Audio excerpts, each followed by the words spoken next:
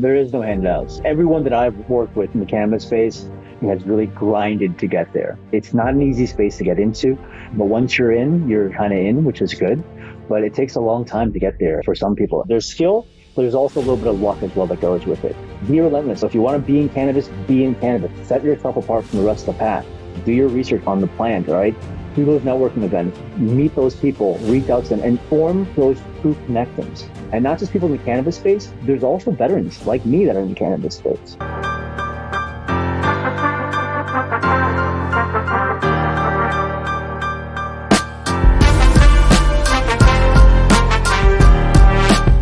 Welcome to How to Flourish in Cannabis. I'm your host, Brian Weber. Our topic today, veterans and cannabis, experience, resources, and careers. How to Flourish in Cannabis is an educational focused show with experienced leaders in regulated cannabis. Our guests have a wide range of industry experience in law, insurance, and real estate. And today, a veteran working in the cannabis industry. No pitches here. This is designed to be a masterclass in regulated cannabis. How to Flourish in Cannabis is our effort to elevate and educate. I'm really pleased we get to have this guest on today. Vien Trinh is product marketing manager here at Flourish. I'm so happy we get to turn the camera around. One, I would call him a friend, an industry friend, a colleague in our company. I want to thank you for all your efforts that you've done at Flourish for the past 9 months. I also really want to thank you for your service to our country and coming on the show today. Vien, thank you for being here. Hey, Brian, thanks for having me. You've had some really great guests on beforehand, so you just be able to be part of the show with everyone that's very experienced. It's an honor. And again, I appreciate your support for my military service as well. No, absolutely. Absolutely. So, Vien, I wanted really just the focus of today's show, and obviously we're doing this in honor of Veterans Day coming up as we're recording this, but I really wanted to experience and share some knowledge that you have as a veteran in that experience alone, but also working in the cannabis industry as well. So before we get into the details of the show, can you give just the audience a little bit of a background of where you've come from personally, your service, and then how you found your way into the cannabis industry? So originally from Chicagoland, Illinois, did all my schooling at the University of Illinois, or UIC, in Chicago with my MBA. Military really wasn't where I was planning on being, but it just ended up that something that I did between my freshman and sophomore year. Joined the Illinois Army National Guard. When I came back from boot camp, I re-enrolled in school, did the ROTC program at University of Illinois. A little fun fact is my name is actually on the wall in the armory at U of I, which is still pretty cool. Hopefully it's still there. It's been a long time since I've been back there. But I started my career in retail banking and went on a deployment to Iraq in 06, 07 for Operation Iraqi Freedom. Came back and I jumped from job to job. I did finance, banking, healthcare analytics, and marketing analytics.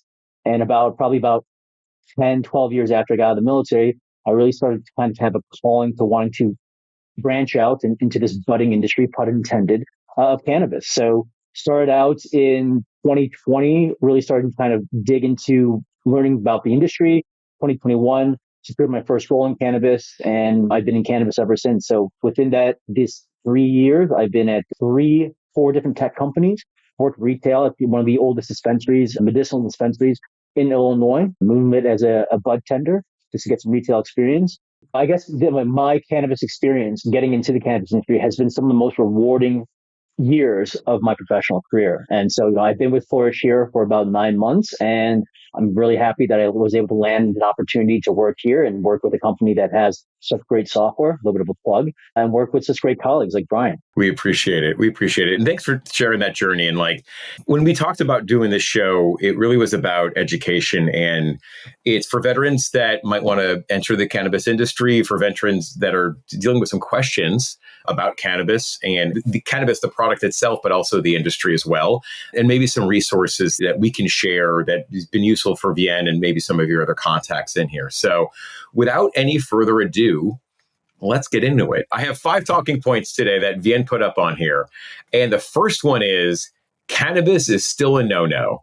I'm going to start out. I'll start out with a little bit of a somber story, just because it is a military, but it is something that's very heartfelt, and I think will resonate with the audience today. But as I mentioned, I served in Iraq in 06, 07, and when I volunteered to go, and I was assigned a soldier, and we'll just say that he was a force of nature. He was about 20 years older than me.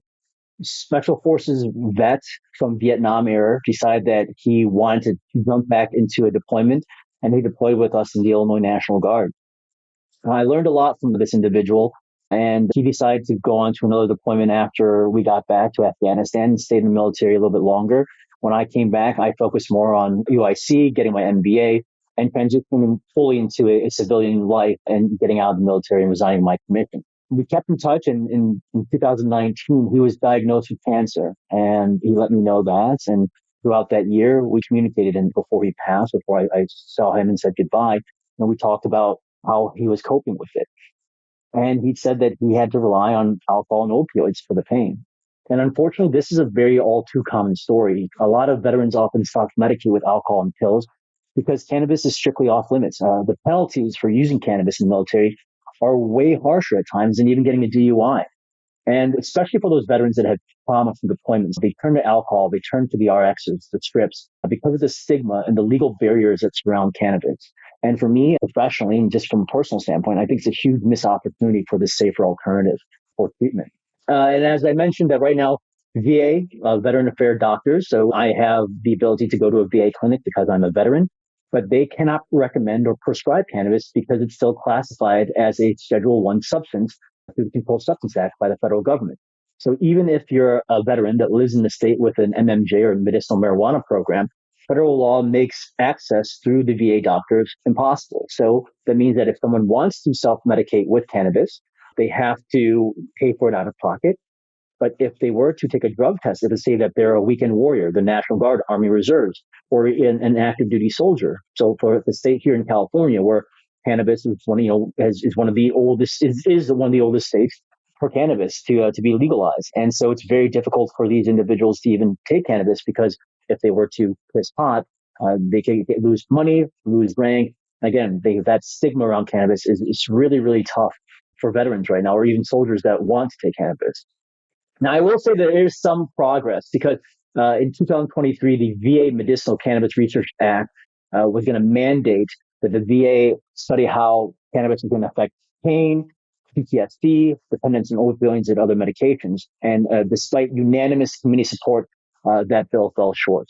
I do know that there are doctors that are looking, that I talked to at the VA hospital that I've been to, that they are looking to do research around cannabis. Even though this is a mandate, there's still that new pool of thinking when it comes to cannabis being a safer alternative to opioids for pain and for PTSD.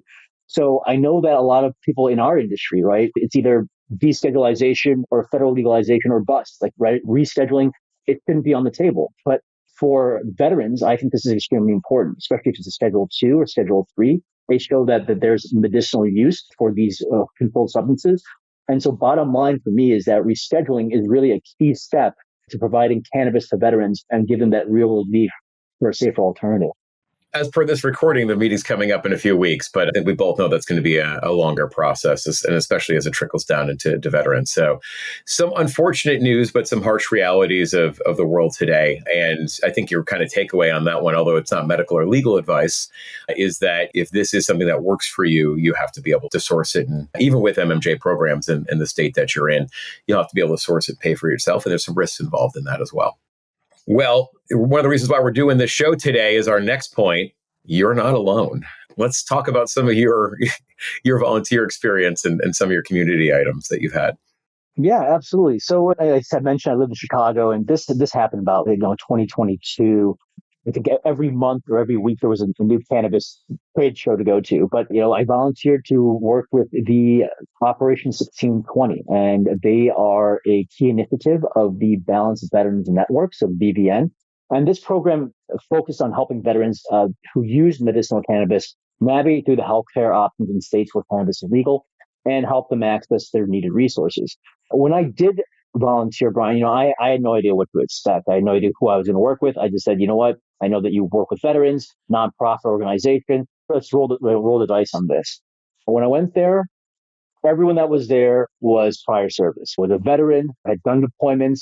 They weren't just Army, they weren't just Navy, we had some Marines. So, and also the leadership is also prior service as well. So when we're working with some of these organizations or volunteering for them or getting them to get the resources from them, you're going to have people that are not talking at you, but talking to you, talking with you, because they have walked a mile in your boots, per se, right? That camaraderie of being in the military. So, what's the word? It's still pertinent when you get out of the military, right? So here in San Diego, large military presence. So meeting people in the military, always thank you for your service, but it's that camaraderie that comes from it. So when you are dealing with these organizations, if they're using cannabis for pain, PTSD, or simply to relax, these are your actual peers that you're going to be talking to and giving you that support. If you Google it, there's going to be 10, 15 organizations, if not more, that are non-for-profit organizations that work with veterans, that are there to provide veterans with education, resources, support around medicinal cannabis. Groups like the DAV, which is the Disabled American Veterans, they advocate for legislation to advance veteran access to cannabis. I've already mentioned the VVN and Operation 1620. And there's one more organization that I am familiar with that I do feel have a lot of respect for, and that's the Homegrown Foundation. They fight for the rights of the veterans to choose cannabis as a safer alternative. And they have a variety of programs, stemming from hosting events to provide free cannabis products in states where it's legal, medicinal or full legalization, to partnering with recruiting agencies and staffing agencies to help veterans get placed for jobs if they want to look into cannabis. And again, the beauty of this organization is that this truly is a supportive, safe space to explore cannabis as an alternative that is for veterans and by veterans. And I think that's really what's important is you're not alone. And so if you're looking to see what cannabis is all about, or if you're taking cannabis and you feel like this often taboo path is bothering you, you feel a certain way about it, with people, you are not alone. You can reach out to these resources, to these organizations, and they will support you in your journey toward medicinal cannabis. That is such a great thing to share, Vien. And I'm glad that you found those resources, and I'm glad they're bringing them up on this show, because nobody knows the shoes that you have walked or others have walked as the ones who have walked through them. And yeah, those are some great resources. We'll have those in the show notes. I do get the Operation 1620 now. I get it only in the afternoon, people, not in the morning. It's just way too early in the morning, only in the afternoon. Yes. The military time. Balanced Veterans Network and its Operation 1620. And the other ones that you mentioned were the Disabled Association of Veterans and then also Homegrown Foundation. Those were the other three. Is that correct? That's correct. Those ones there are other organizations, and no disrespect to any of them, but we only have a lot amount of time, and those are the three that really kind of resonate to me, especially the Operation 1620, since I've worked with them. Those are some great resources for people who are out of the service for help and health. But I think our next topic is going to give some light on what about career paths in cannabis for those that might be interested. Vien, could you share some light on that? Yeah, sure. It's a really great question. And I wish I could give you just like one cookie cutter answer, Brian, like this, do this, this, and this, just take this path and you're going to get there. But that's just not the way it is. When it comes to just even the military, right? For those of you that aren't as familiar with the military, you have your branches, your Air Force, your Army, your Navy, your Marines, and Space Force now. But within those branches, you have a specific job function. All right. So there's what's called an MOS, which is a military occupational specialty. So each person is assigned a job, or they choose a job. So you could be an infantryman soldier, you could be an engineer, you could be a quartermaster, which is supply. You could be a driver, you could be a mechanic. The whole point of this is that there's not one career path in the military, just like there's not one career path of transitioning out of the military into a civilian job or even into a job in cannabis. So for me, I'll go back into 2008, right? 2008, when I got back from Iraq.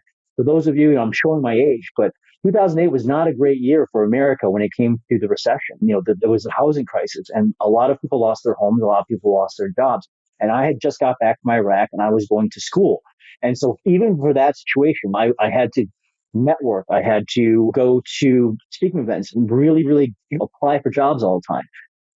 Where I'm going with this is that path was very similar to the path that I took when it came to going to cannabis, which is the same with the exact thing. To make that pivot, I had to go start all over again, redo the resume, look to see what jobs are out there, understand what the industry is all about, understand terminology. So I want to say that there's not a lot of difference between transition into the civilian world. There is transition from civilian world into cannabis, than it is from veterans transitioning into cannabis as well.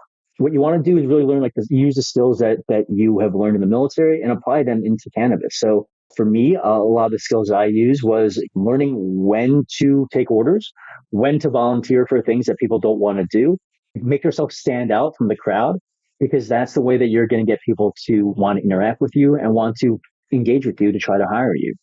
Yeah, so those are kind of things that I use in order to apply in cannabis. So for me, like my career path, I've had experience in analytics, I've had experience in marketing. And for me, it was much more natural to go into a career path that was more in the ancillary service side of the house, because those are the skills that I had that I could translate into cannabis.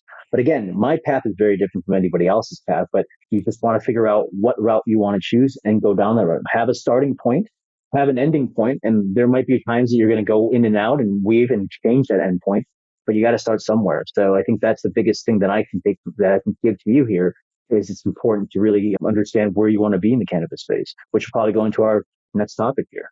Yeah, no, and like honestly, like whenever I was like when you were doing the prep for the show and I was thinking on this and I'm like, if you're coming from the military, obviously that could mean a number of different things. But if there's one thing I think of initially, it's order and discipline and structure and SOPs and like executing on the mission at hand and teamwork. Like those are all things that to me, who's never served, would resonate with any of the veterans or active military personnel that I know.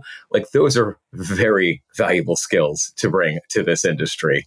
And then just like any other career search, even in the private sector, taking the skills that you have and getting some overlap with your interests and also what is applicable to the space. So there's a lot of opportunity, and you've been, I'll just throw a little personal shout out to you on this one. You know how to execute, and I will get it done. I will find a way to get it done. And that's been extremely valuable to us here at Flourish. So figuring out a way to get it done. And that's extremely important. So from those general things I think about for people in military service to some specific ones that you'd mentioned for yourselves, there's a lot of applicable and there's a lot of need for all those things here in cannabis. So thank you for that. So I love this next one. And actually, before I get to the next one, if anybody has any comments or questions for Vien or other future topics or things for veterans, like we definitely encourage some comments in the video. And these, Vien is actually working on the other back half of these when we're producing these. So they take a lot of effort here to produce. A simple like, even a subscribe would really help. And we've noticed the subscriptions come up recently over the past few months. And your help in doing that, those who are watching here today, share it with your friends. We really appreciate it. Thank you. Another attribute, one I didn't name specifically, but definitely the next one on the list is be relentless. Let's talk a little bit more about that, Vien. Yeah, sure. So, I mean, there is one thing that I will say about cannabis, and it's very different from a lot of the corporate jobs. There are many of these companies, they're bootstrapping. And you know, there's a lot of our operators are bootstrapping. They're being inundated with taxes, and it's a very difficult industry to jump into. It's a lot of overhead expenses. And so a lot of these companies, they have to run very lean, and they're run like startup companies. And because of that, you have to be scrappy. And if you're scrappy, then that's going to resonate to a lot of these companies that you're looking to apply to. And so for me, being in the military, every night for 3 months, we would say the infantryman's creed. And I'm not going to repeat it to you because A, I don't remember it anymore. And it's also like 15 minutes long. Not really. But there's one thing that's like, I am relentless. It's one of the places, I am relentless, is part of this infantryman's creed that we would say every day at boot camp.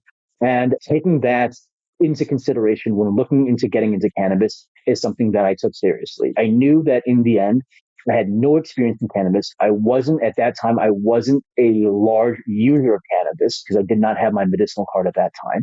Then I knew that I wanted to work in a space that was going to provide medicinal benefits to my fellow veterans, veterans out there that are suffering from PTSD and pain and other trauma. So when I got into cannabis, I did a lot of the research. And I think if you're going to be in cannabis, you got to be in cannabis. You got to understand the terminology. You got to understand the plant. And you don't even need to be somebody that is a consistent smoker.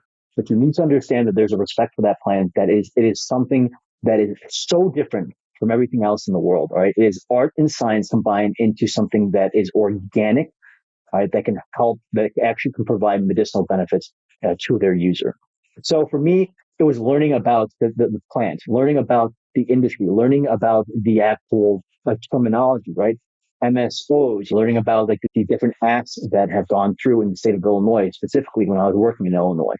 So I think that it's very important that if you're going to go into cannabis, to, to be relentless. And I've said this before, but it is like transitioning is not that different, but it does require you to be like mentally there that you want to be in this game. So, for me, I think some of the things I would take is where was my starting point? I mentioned that beforehand.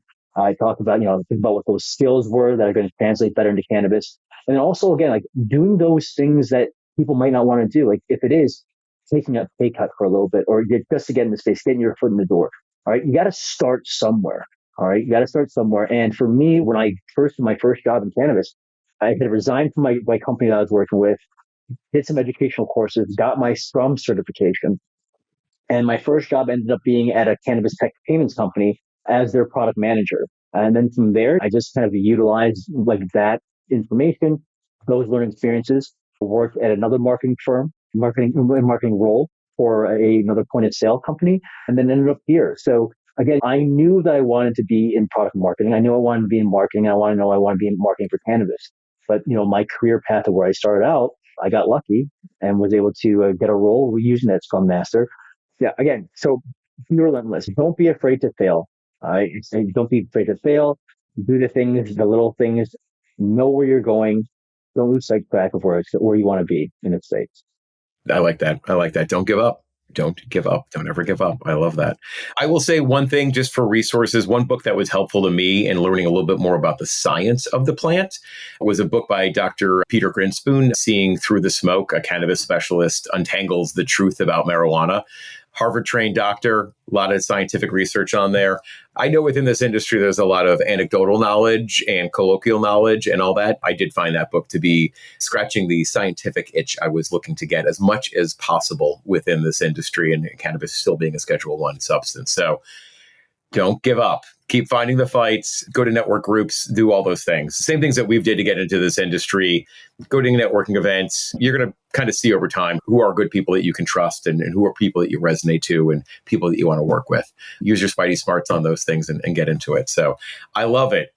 But when looking for something, it's important to remember our last point here, there is no handouts. There is no handouts. I mean, I think everyone that I've worked with in the cannabis space has really grind to get there. I mean, it's not an easy space to get into, but once you're kind of in, which is good. But it takes a long time to get there for some people. And there's skill, but there's also a little bit of luck as well that goes with it. But again, as I mentioned, be relentless. So if you want to be in cannabis, be in cannabis. Set yourself apart from the rest of the pack. Do your research on the plant, all right? Do those networking events, meet those people, reach out to them, and form those true connections. And not just people in the cannabis space, but also there's also veterans like me that are in the cannabis space. All right. Those are individuals, again, they're not just to be handing out you jobs, but they're going to be much more willing to open up a conversation to you because they know that this is something that you might be passionate about and try to help you at least connect you to the right people or give you the conversation of, oh, this is how I got there. Maybe this will help you out in the future. I want to say one thing about this again, and it's where you want to be in the cannabis space. And I'm going to do a little bit of a plug. So even though the camera's turned around, I'm going to do a little bit of a plug on Flourish, right? We have vertically integrated supply chain management software, seed to sale, cultivation, manufacturing, distribution, and retail, all right? But it doesn't mean that our operators have to have all four pieces of that, all four platforms, all four licenses. They can choose and pick where they want to be. So if they want to be a processor, we got that technology. If they're a dispensary, we got that point of sale. Very similar in the cannabis space. You can't do it all. All right. You can do some things really, really well, or you try to do everything mediocre or mid, as we call it nowadays. So I think that that's really important when you take away from this is that where do you want to be in the cannabis space? Do you want to be in supply chain? Do you want to be in retail? Do you want to be in extraction? Or do you want to be on the ancillary side? If you're an accountant, if you were a JAG officer, moving into becoming a cannabis lawyer, that would be probably a much more smoother transition than saying, hey, I want to learn how to grow. I want to open a grow facility. I'm not saying it's impossible, but it's probably a little bit less probable than going to something that you already know, that you already have experiences in, that you can utilize to bounce off in order to get into cannabis. I love it. And I'm going to go over all of these things on this one, but like stay resilient, don't be afraid to fail. And like, especially if there's one thing that veterans definitely know how to do after the fact is stay together, use that network. It's a huge network that you can rely upon. And that opens so many doors because you guys have all walked down that road before. So Those are some phenomenal points. And just to recap the show on this one, cannabis, sadly, as of today, as we're recording this in late 2024, still a no-no. You're not alone in this journey. And I know, Vien, you listed some great resources, on that we do have in the show notes. There's not one path forward in this industry if you're interested in entering into cannabis. And if you are, you got to be relentless, and just remember there's no handouts, but there's a lot of people here that would love to have your skills and assets into this industry. Vien, one thing I want to say is, one, thank you for your service again, and thank you for your service to our company and also to this industry. And probably the best way we can help anybody out is just being a resource to them, though, personally as well. What is the best way, if anybody's watching today and they wanted to connect with you, how do they do that? There's a couple ways that you can reach out to me. One is through LinkedIn. Vien Trinh is my name. You'll be able to find me. My picture's there. But also you can email me at VTRINH or Victor Tango Romeo India November Hotel at flourishsoftware.com. So again, I really appreciate the fact that you had me on the show, Brian, today. And for those of you that are watching that are veterans, I want to wish you a happy Veterans Day. Hopefully you have the opportunity to take off, spend time with your family. But again, being in the cannabis space, I think one of the biggest things that you can take away from this is that, especially if you're the military, is that we are taught to adapt and overcome. And I think that that's one thing that the cannabis industry has that's very similar to being in the military, is that a law today could be completely different tomorrow. And being able to pivot from one foot to the other is extremely important, not only in the military, but also in the cannabis space. Love it, Vien. I appreciate you sharing all those things and looking forward to sharing this with everyone else. So thank you very much. Thank you. Talk to you soon.